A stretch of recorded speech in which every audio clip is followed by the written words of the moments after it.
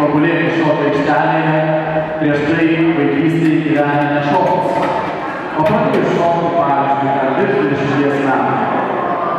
Pora, kuri labai trumpą laiką, 4 metus pasiekė ne tik ten pažengusiųjų ar bronzos lygmenį, bet pora, kuri pasiekė sidabro lygmenį, vieną laimėjo, pasiekiausią lygmenį, irgi iš karto laimėjo.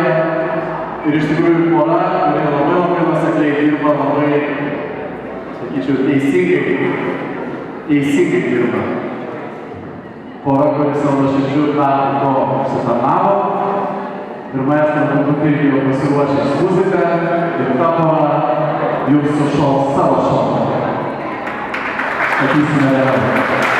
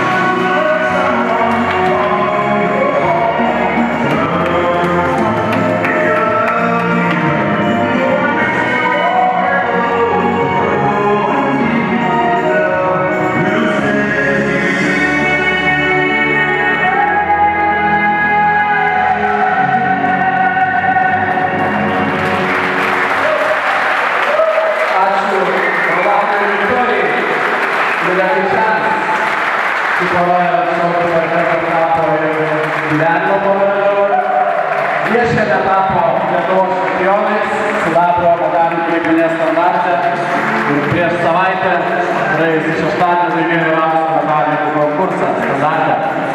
Ačiū Jums.